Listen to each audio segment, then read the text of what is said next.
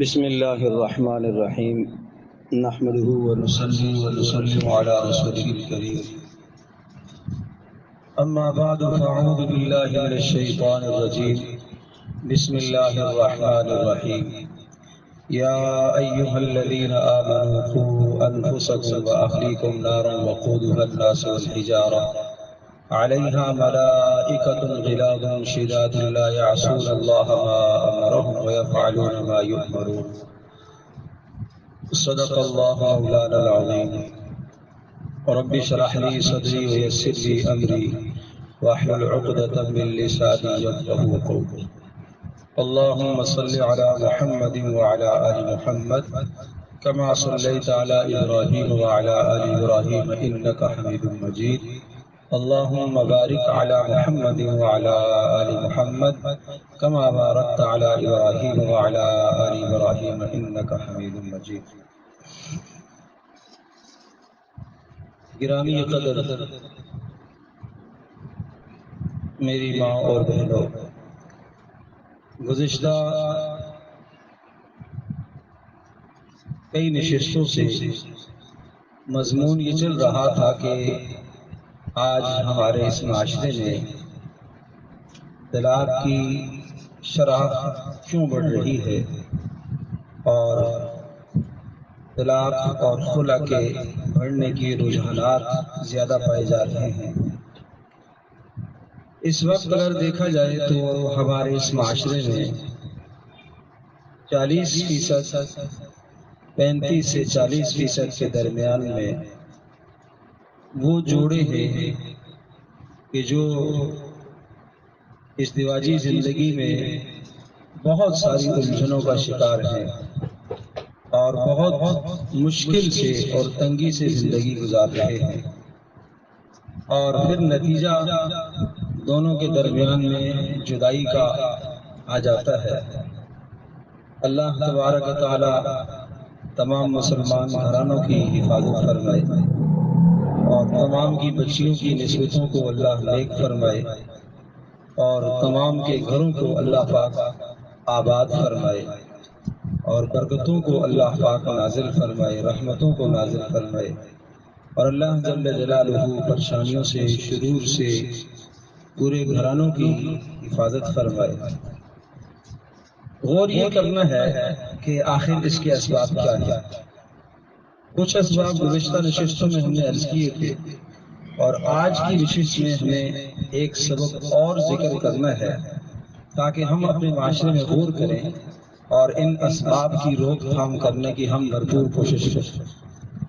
وقت آنے سے پہلے، فرقت اور جدائی کا وقت آنے سے پہلے ہی اگر آدمی اپنے گھر کو بہتر کر لے اور اپنی بیٹی کو سمجھا لے، اپنے بیٹوں کو سمجھا لے، تو یہاں تک نوبت ہی نہ آئے۔ آج کی جو نشست ہے اس میں ہم ذکر کریں گے تربیت کہ طلاق کے رجحانات کیوں بڑھتے ہیں، اس لیے کہ تربیت کا فقدان ہے، تربیت کی کمی۔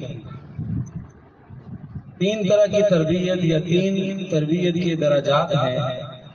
ایک تو بچپن سے ماں باپ کی تربیت اولاد کے لیے بہت ہی ضروری ہے۔ جس طرح سے کسی پودے کے لیے پانی کا ہونا ضروری ہے، اسی طرح سے ماں باپ کی تربیت کا ہونا بھی اولاد کے لیے ضروری ہے۔ جس طرح سے کسی پودے کی تراش خراش بھی ضروری ہے، اسی طرح سے ماں باپ کی ڈانٹ ڈپٹ بھی ضروری ہے۔ اگر صرف اور صرف پیار ہی پیار رہا، ڈانٹ ڈپٹ نہ کی، تو عواقب اور انجام اس کے بہت برے ہو سکتے ہیں۔ اس لیے میں عرض کیا کرتا ہوں کہ اپنے بچوں کو 70% پیار دیا جائے، 30% ڈانٹ رکھی جائے۔ ماں بھی اس بات کا خیال کرے اور باپ بھی اس بات کا خیال کرے کہ کچھ نہ کچھ ان کی زندگی میں، ان کے مزاج میں اولادوں سے متعلق ڈانٹ ڈپٹ اور سختی کا پہلو بھی موجود ہو۔ پیارے رسول صلی اللہ تعالی علیہ وسلم نے خود حضرت ابو ذر رضی اللہ تعالی عنہ سے ارشاد فرماتے ہوئے یہ کہا کہ اپنے گھر والوں سے اپنے کوڑے کو دور نہ رکھنا، معنی یہ کہ اپنے گھر میں کوڑا لٹکائے رکھنا۔ یعنی مناسب تربیت کا انتظام اور تربیت میں پیار محبت بھی ہو، لیکن کسی منکر پر نکیل کرنا، کسی غلطی پر اصلاح کرنا، پیار محبت سے اگر اصلاح کام میں نہیں آتی، بات مؤثر نہیں ہوتی، تو سختی کرنے کی بھی اجازت ہے۔ پیارے رسول صلی اللہ تعالیٰ علیہ وسلم کی یہی تعلیمات ہیں۔ ایک اور رسول اللہ صلی اللہ تعالی وسلم کی حدیث ذکر کرتا ہوں۔ پیارے رسول صلی اللہ تعالی علیہ وسلم نے اولاد کی تربیت سے متعلق یہ ارشاد فرمایا کہ جب بچہ بولنے لگے تو اسے آپ لا الہ الا اللہ سکھاؤ۔ معلوم یہ چلا کہ اچھی گفتگو سکھانا بھی ماں باپ کی ذمہ داری ہے۔ ایسا نہیں ہے کہ کیا جو کچھ زبان میں آیا وہ بولنے لگ جائے، بلکہ اچھی گفتگو کا سکھانا، اچھے بول کا سکھانا یہ ماں باپ کی ذمہ داری میں ہے۔ اور اسی طرح سے فرمایا کہ جب 7 سال کے ہوں تو انہیں نماز کا حکم دو، اور اگر نماز نہ پڑھے تو 10 سال کی عمر میں پہنچ جائے تو نماز نہ پڑھنے پر ان کو سزا دو۔ یہاں یہ بات معلوم ہوتی ہے کہ 3 سال کا نصاب رسول اللہ صلی اللہ علیہ وسلم نے دیا ہے۔ عبادات کا نصاب آپ نے بتا دیا کہ 3 سال کے اندر بچے کو یہ عبادات سیکھ لینی چاہیے، یعنی اسے طہارت کے مسائل، پاکی کے مسائل، ناپاکی کے مسائل، اسی طرح سے پھر نماز سے متعلقہ تمام کے تمام مسائل اس بچے کو سیکھ لینے چاہیے۔ اور یہ سیکھے گا کہاں سے؟ ماں باپ کی محنت سے سیکھے گا۔ یہ جو تربیت ہوتی ہے بچپن کی، یہ تربیت مرتے دم تک یاد رہتی ہے۔ گھر کے اندر جو تربیت دی گئی ہے، نیک تربیت دی گئی ہے، اس نیک تربیت کے اثرات ساری زندگی مرتب ہوں گے۔ اور اگر گھر سے نیک تربیت نہ ملی تو بری تربیت کے لیے نیک تربیت کا نہ ہونا ہی کافی ہے۔ کسی گھر کے اندر کوئی آدمی اگر برائی لانا چاہتا ہے تو برائی لانے کے لیے کوئی باہر سے برائی لانے کی ضرورت نہیں ہے۔ ایک باغ ہے، اس باغیچے کو ایک آدمی اگر صاف ستھرا کرتا رہتا ہے، روزانہ پودوں کو پانی دیتا رہتا ہے، تراش خراش کرتا رہتا ہے، تو وہ خوشنما معلوم ہوتا ہے۔ مگر یہ تربیت اور محنت اگر چھوڑ دے گا تو وہ باغ خود ہی بگڑ جائے گا، خودرو گھاس اگائے گی، کانٹے اگائیں گے اور ہر طرح کی خرابی وہاں پیدا ہو جائے گی۔ کیوں؟ محنت کا نہ ہونا خود خرابی ہے، تربیت کا نہ ہونا خود خرابی ہے، نیکی کا نہ ہونا خود بڑی برائی ہے، اچھائی کا نہ ہونا خود بڑی برائی ہے۔ اچھائی نہیں ہوگی گھر کے اندر تو برائی وجود پکڑے گی، نیکی نہیں ہوگی تو گناہ وجود پکڑے گا، اور گھر کی تربیت اچھی نہیں ہوگی تو برائیاں خود بخود گھر میں جنم لینا شروع کر دیں گی۔ تو اس لیے ایک تو بڑی سخت اور زبردست محنت کی ضرورت ہے کہ بچپن ہی سے اولادوں کو نیکی کی تربیت کی جائے، ایثار قربانی کے جذبات سکھائے جائے، گاہے بگاہے ان جذبات پر بچوں کو آزمایا جائے، انعامات مقرر کیے جائے۔ جوائنٹ فیملیز کے اندر کئی بچے ہوتے ہیں، 12 13 15 20 بچے جہاں ہیں، ان بچوں میں گاہے بگاہے مقابلے کروائے جائیں قرآن کریم کے اندر، اسی طرح سے عصری تعلیم کے اندر، اسی طرح سے دیگر چیزوں کے اندر ان کی صلاحیتوں کو بڑھایا جائے، دیکھا جائے کون سا بچہ کس قدر ایثار اور قربانی دینے کا عادی ہے، کس کے اندر حسد زیادہ ہے، کس کے اندر بغض ہے، جو کسی سے ناراض ہو جاتا ہے تو راضی نہیں ہوتا۔ یہ قابل اسلام ہے، یہ قابل اسلام ہے۔ کون سا بچہ ہے بہت جلد ہی غصے اور طیش میں آ جاتا ہے، یہ قابل اسلام ہے۔ کون سا بچہ ہے کہ جس مجلس میں جا کے بیٹھتا ہے تو لڑائی ہو جاتی ہے، یہ قابل اصلاح ہے۔ یہ کل مستقبل میں اس کے گھر میں کسی کی بچی آئے گی تو ابھی سے اس کا مزاج یہی آپ نے پال لیا اور یہی مزاج بڑا کر دیا تو یہ کل کسی کی بچی کو کیسے سنبھالے گا؟ آپ ذمہ داریاں گھروں کے اندر ان بچوں کو چھوٹی چھوٹی ذمہ داریاں دیں اور ان ذمہ داریوں کو دے کر انہیں احساس دلائیں کہ مستقبل میں آپ کے اوپر بڑی ذمہ داریاں آئیں گی، اور ان ذمہ داریوں میں ان کی تربیت ہوگی، اور ان ذمہ داریوں میں اچھے کام کرنے پر اور ان ذمہ داریوں کو بہترین طریقے سے انجام دینے پر آپ ان کی حوصلہ افزائی کیجیے، اور اگر کوئی کوتاہی ہے تو کوتاہی کا ازالہ کیجیے۔ گھر میں مہمان آ رہے ہیں یہ کام بچوں کو سپرد کرے. گھر میں مہمان آئے ہیں، اب جناب کمرے کو سجانا ہے، کھانے کا انتظام و اہتمام کرنا ہے. جو بچوں کی استطاعت اور طاقت کے مطابق ہے وہ کام ان کے سپرد کیے جائے. اس سے بچے بہت کچھ سیکھتے ہیں. بچے کے لیے سب سے زیادہ خیر خواہ کون ذات ہے؟ اس کے ماں باپ سب سے زیادہ اس کے لیے خیر خواہ ہے. تو یہ بچے کی تربیت کا زمانہ ہوتا ہے، یہ بچپن کی تربیت یاد رہ جاتی ہے. اس موقع پر ماں کی نصیحتیں، باپ کی نصیحتیں، دادا دادی کی نصیحتیں، نانی نانا کی نصیحتیں اور ان کے تجربات سے بچہ فائدہ اٹھاتا ہے. ہر روز اس کی زندگی میں انقلاب آتا ہوا نظر آئے. ہر روز وہ بچہ جیسے جسمانی اعتبار سے بڑھ رہا ہے ایسے روحانی اعتبار سے بھی بڑھ رہا ہو. ہر روز اس بچے کا اللہ پاک کی ذات عالی سے تعلق بن رہا ہو، اسے توکل سکھایا جا رہا ہو. بچی کو توکل سکھایا جائے. کل اس نے زندگی گزارنی ہے دوسرے کے گھر میں جا کر. آپ کے گھر میں بڑے ناز اور نخرے اور بڑی نعمتوں کے اندر پلی ہے، مگر اگلے گھر میں جا کر کیا معلوم اس کی ساری خواہشات نہ پوری ہو سکے. اس لیے ضروری نہیں ہے کہ بچی کے اندر سے اٹھنے والی ہر چاہت اور خواہش کو وہ کہ وہ جائز ہو آپ پورا کریں. اگر ہر خواہش کو آپ نے بچے کی خواہش کو بچی کی خواہش کو اگر آپ نے پورا کر دیا تو اس کے نتیجے میں ان بچوں کو مستقبل کے اعتبار سے آپ خواہشات کا پجاری بنا رہے ہیں، آپ نفس کا پجاری بنا رہے ہیں. ہر اندر سے اٹھنے والی چاہت اور نفس سے اٹھنے والی خواہش کو اگر پورا کرنا شروع کر دیا آپ نے تو یہ بچے خواہشات کے پیروکار بنیں گے. صبر و تحمل ان میں نہیں آئے گا. ان میں کم پر راضی ہونا یہ جذبہ ان کے اندر نہیں پیدا ہوگا. قناعت پسندی اس خاتون کے اندر نہیں آئے گی.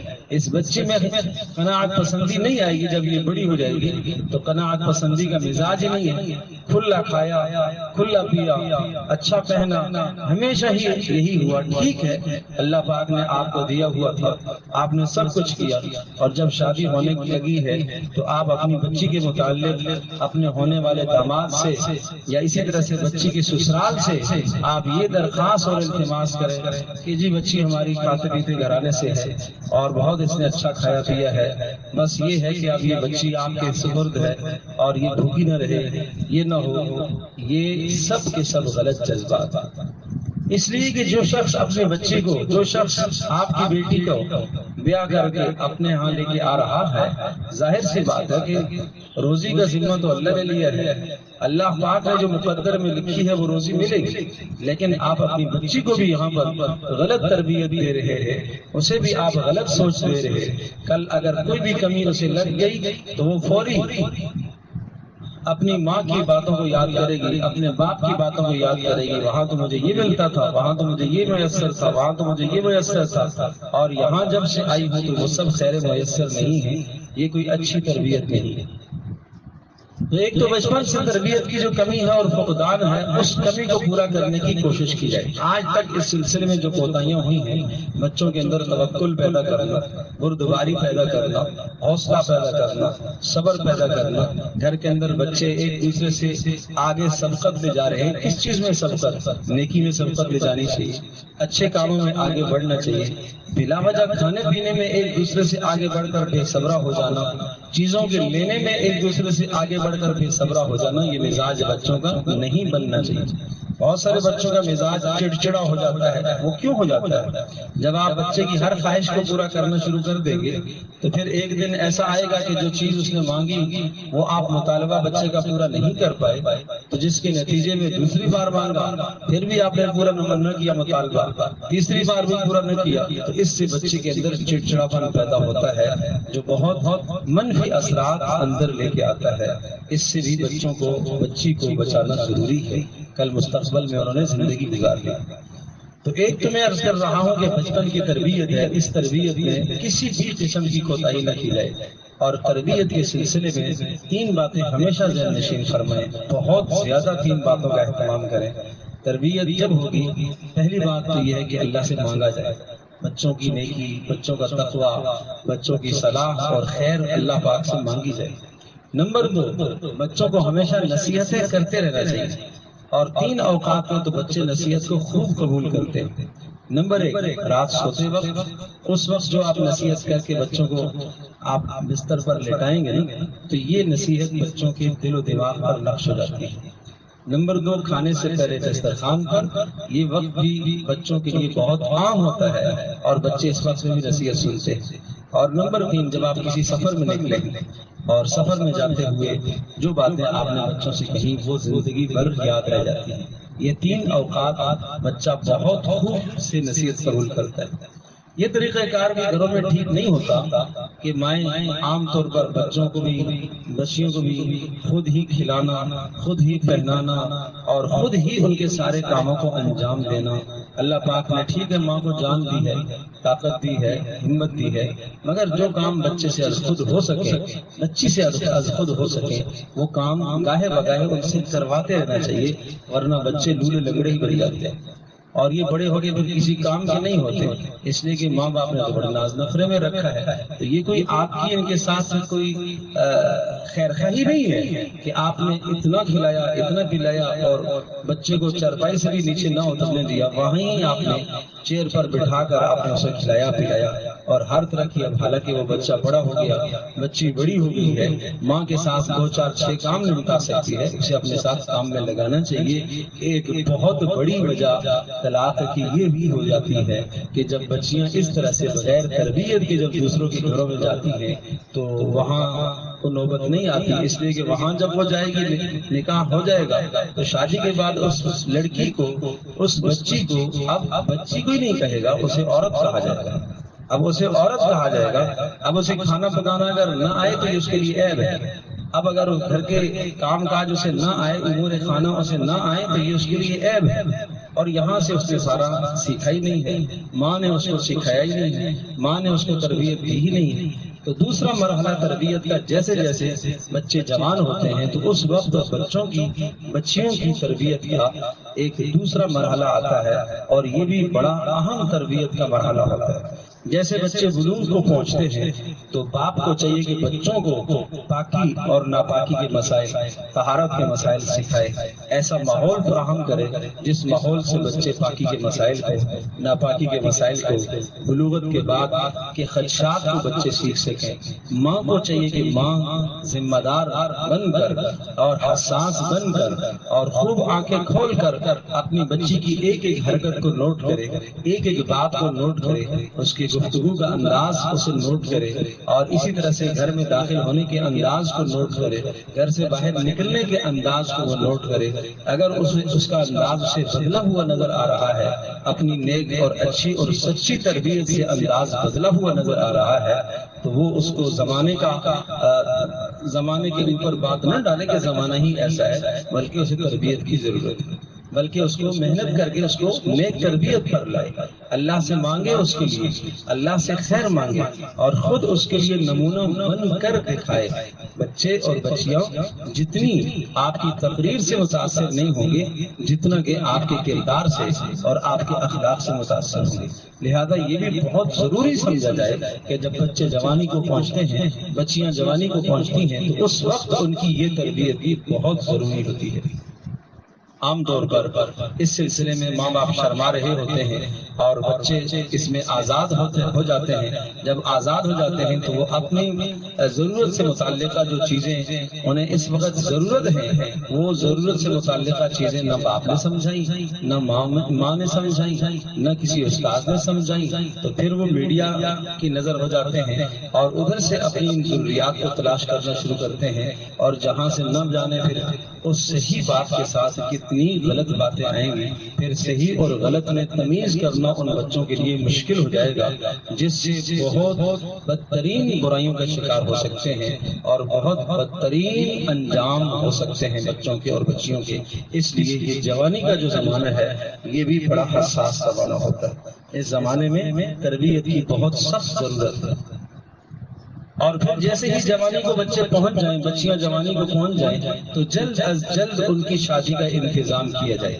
پیارے رسول صلی اللہ تعالی علیہ وسلم کی تعلیمات یہی ہیں اس سلسلے کی کہ جب بچے جوان ہو جائیں اور ان کی تعلیم اور تربیت کا انتظام آپ نے اچھا کیا، اور پھر اس کے بعد ان کو شادی آپ نے کروا دی، بچیوں کی خاص طور پر، تو یہ بچیاں اپنے ماں باپ کے لیے جنت میں داخلے کا ذریعہ ہے۔ اور اگر اب جوانی میں پہنچ کر اگر ماں باپ نے اس سلسلے میں کوئی تاخیر کر دی اور کسی گناہ کا ارتکاب بچوں نے کر دیا، تو اس گناہ کی سزا ماں باپ کو بھی بھگتنا ہوگی، اس گناہ کی، اس برائی کی سزا ماں باپ کو بھی بھگتنا ہوگا۔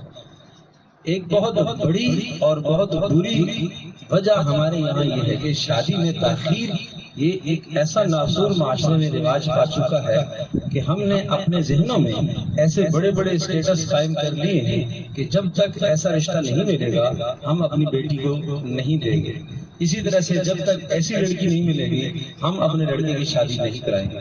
یہ سلسلہ، یہ فلسفہ، یہ سوچ بھی بالکل غلط ہے۔ ضرور ہم آہنگی ہونی چاہیے، میاں بیوی میں ہم آہنگی ہونی چاہیے، جیسی آپ کی اپنی بیٹی ہے اسی کے مزاج کا آپ لڑکا تلاش کریں، جیسے آپ کا لڑکا ہے اسی کے مزاج کی لڑکی تلاش کریں۔ کبھی کبھی جدائی کا سبب یہ بھی ہو جاتا ہے کہ ہماری بچی تو بہت سادی ہے مگر ہم نے بہت اعلیٰ قسم کا رشتہ تلاش کر لیا، اور دونوں میں ذہنی ہم آہنگی نہ ہونے کی وجہ سے بعد میں طلاق ہو جاتی ہے۔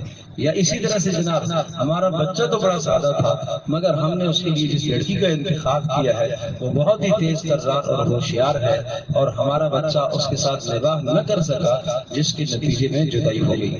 تو ہم آہنگی کا ہونا بھی ضروری ہے، اسی لیے شریعت نے کفر کا اعتبار کیا ہے، ہم پلہ ہونا دونوں کا ضروری ہے۔ ہم پلہ دیکھا جائے، رشتوں کے انتخاب میں ہم پلہ کا انتخاب کیا جائے۔ اور تیسری جو تربیت ماں باپ کی بہت اہم اور ضروری تربیت ہے وہ تربیت ہے شادی کے بعد۔ شادی کے بعد ماں کو چاہیے کہ وہ اپنی بچی کی تربیت کرے، اور اسی طرح سے باپ کو چاہیے کہ وہ اپنے بیٹے کی تربیت کرے۔ ماں کی تربیت بچی کیسے کرے گی؟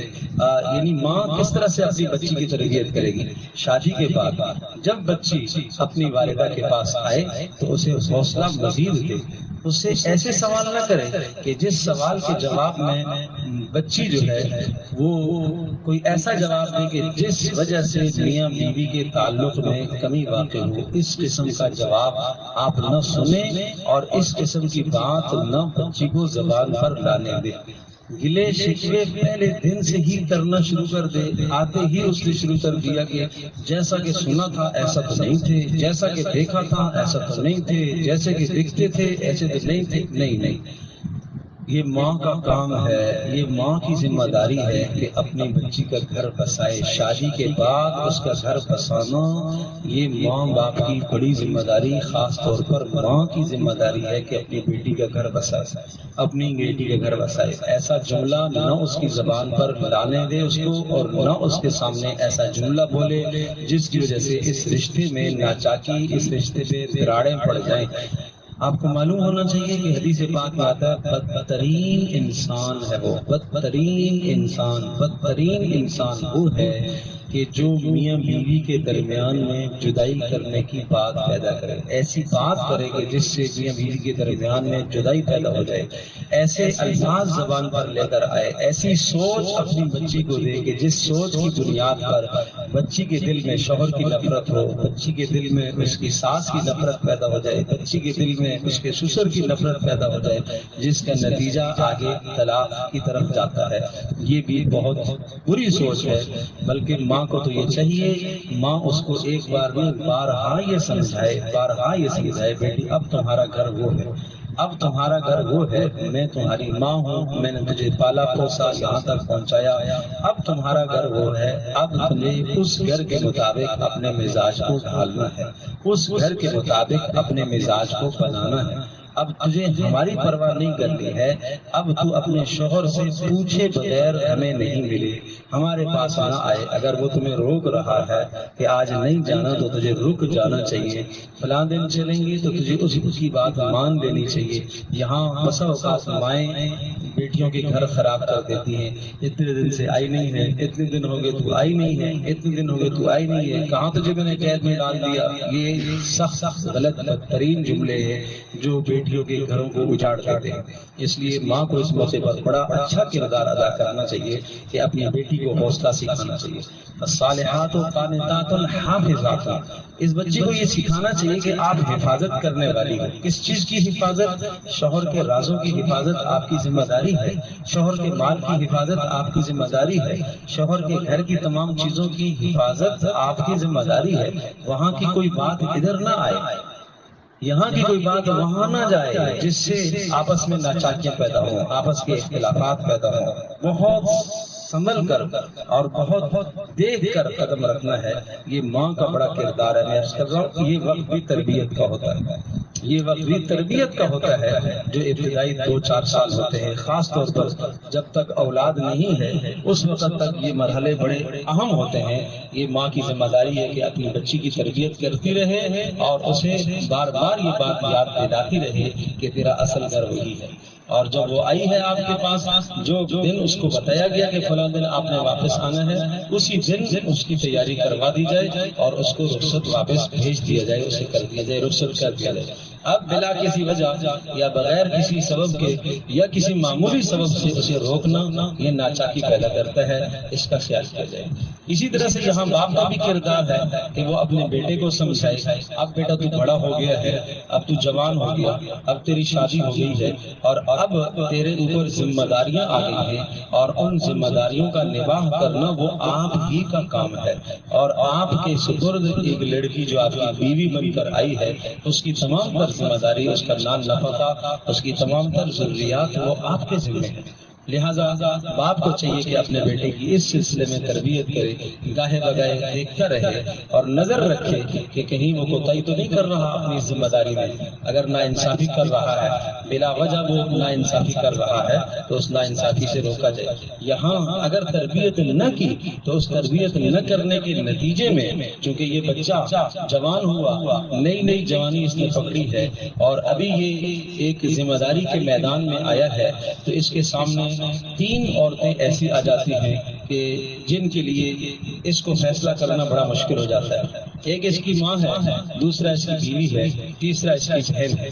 اب بسا اوقات بیوی کی رعایت میں ماں کے ساتھ ظلم کر بیٹھتا ہے، بسا اوقات جو ہے وہ ماں کی رعایت میں بیوی کے ساتھ ظلم کر بیٹھتا ہے، بسا اوقات بیوی کی رعایت میں بہن کے ساتھ ظلم کر بیٹھتا ہے، اور بسا اوقات بہن کی رعایت میں بیوی کے ساتھ ظلم کر بیٹھتا ہے۔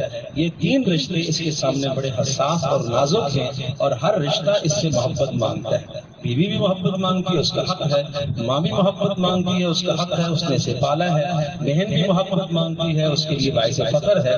مگر یہ محبتوں کو کس طرح سے بکھیرے، ان تینوں رشتوں پر کس طرح سے محبتوں کو بکھیرے، بیوی کو بیوی ہونے کی محبت دے، ماں کو ماں ہونے کی محبت دے، اور بہن کو بہن ہونے کی محبت دے، تو ان تینوں رشتوں کو یہ صحیح طرح سے چلا سکتا ہے۔ یہ ایک باپ کا کردار ہوگا کہ اپنے بیٹے کی تربیت کرے۔ اگر باپ نے تربیت نہ کی تو یہ جو 3 رشتے میں نے عرض کیا، اگر ان 3 رشتوں میں ایک جگہ میں محبت کی کمی ہو گئی تو دوسرے میں ایک جگہ اگر محبت کی، ماں کو اگر اس نے محبت کی کمی دی، وہ کہ اپنے علم کے مطابق وہ بہت دے رہا ہے لیکن اس کا پیمانہ اس کے پاس نہیں ہے، اگر اس نے ماں کے ساتھ محبت کی کمی کا رویہ رکھا تو فوری یہ سوال آئے گا کہ شادی کے بعد بھی بدل گیا، اور اگر اس نے بیوی کے ساتھ محبت کی کمی کا رویہ رکھا وہ احساس کمتری کا شکار ہوگی کہ میں نے ساری قربانیاں اس کے لیے دی ہیں مگر یہ مجھے محبت نہیں دے رہا۔ اسی طرح سے اگر بہن کو محبت اس نے کم دی تو یہی اعتراض اٹھے گا کہ شادی کے بعد تو ہمارا بھائی بدل گیا اور اس کی زندگی تو بالکل ہی بدل گئی، یہ تو ہم سے منہ موڑ لیا۔ اس موقع پر پر اس جوان کو کس طرح سے رہنا ہے، اس کو دین سیکھنا ضروری ہے، اس کو اپنا باپ تربیت دے، کسی اچھے ماحول میں یہ جڑے۔ تو یہ 3 مواقع ہیں ان بچوں کی تربیت کے، ایک بچپنا ہے، ایک جوانی کے وقت کی تربیت ہے، اور تیسرا شادی کے بعد کی تربیت ہے۔ کوئی ماں یہ نہ سمجھے کہ میں نے شادی کرا دی ہے تو اب میں سبق دوش ہو گئی ہوں، اب میں نے ساری ذمہ داری پوری کر دی ہے۔ باپ یہ نہ سمجھے کہ میں نے ذمہ داری پوری کر دی ہے۔ نہیں، خیر کی بات بتاتے رہنا، نیکی کی بات کہتے رہنا، برائی سے روکتے رہنا، یہ مرتے دم تک کے کام ہے۔ حضرت یعقوب علیہ السلام نے اپنی اولادوں کی تربیت آخر وقت تک نہیں چھوڑی، آخر وقت تک لگے رہے، یہاں تک کہ جب دنیا سے رخصت ہونے لگے تو اب ان کے بیٹے بھی بڑے تھے اور بیٹوں کی آگے اولادیں بھی ہو گئی ہیں، گویا کہ یعقوب علیہ السلام کے پوتے پڑ پوتے ہیں، مگر یعقوب علیہ السلام پھر بھی تربیت کر رہے ہیں۔ اور ام کنتم شہداء اذ حضر یعقوب الموت اذ قال لبنیہ ما تعبدون من بعدی۔ حضرت یعقوب علیہ السلام کے انتقال کا وقت آیا تو سب کو جمع فرما کر سب سے یہ سوال کیا، ما تعبدون من بعدی، میرے بعد تم کس کی بندگی کرو گے، کس کی عبادت کرو گے، کس کے سامنے جھکو گے؟ کہیں ایسا تو نہیں ہے کہ کسی گمراہی میں مبتلا ہو جاؤ گے، کسی غلطی میں مبتلا ہو جاؤ گے؟ یہ ایک گھر کے سربراہ کی ذمہ داری ہے کہ وہ مرتے دم تک اپنی اولاد کی فکر کرے، اپنی اولاد کی فکر کرے۔ حضرت یعقوب علیہ السلام نے یہی فکر فرمائی ہے، اور ان کی فکر کے نتیجے میں وہ اولادیں جنہوں نے یعقوب علیہ السلام کو ستایا بھی تھا، بالآخر اللہ کے یہاں ان کی توبہ بھی قبول ہوئی اور اللہ پاک بھی ان سے راضی ہوا، اور یوسف علیہ السلام بھی ان سے راضی ہوئے، والد بھی ان سے راضی ہوئے، اور ان کی توبہ کا اور نیک بننے کا تذکرہ قرآن کریم میں ہے۔ تو کسی بھی لمحے اپنی تربیت نہ چھوڑی جائے، یہ آدمی مت کہے کہ اب میں نے شادی کروا دی ہے، اب بیٹی کو میں نے رخصت کر دیا ہے، اب میری ذمہ داری نہیں ہے۔ یہ ذمہ داری ہے مرتے دم تک اپنی اولادوں کی تربیت میں مصروف عمل رہے۔ تو آج کی نشست میں ہم نے یہ بات درج کی ہے کہ طلاق کی وجہ اور بڑھتے ہوئے رجحانات کی وجہ عدم تربیت ہے، تربیت کا فقدان ہے، اور تربیت کے 3 مراحل ہم نے بیان کیے ہیں۔ ان 3 مراحل میں بچوں کی تربیت کی جائے۔ اللہ تبارک و تعالی ہم سب کے لیے سمجھنا عمل کرنا آسان فرمائے۔ وآخر دعوانا الحمدللہ رب العالمین۔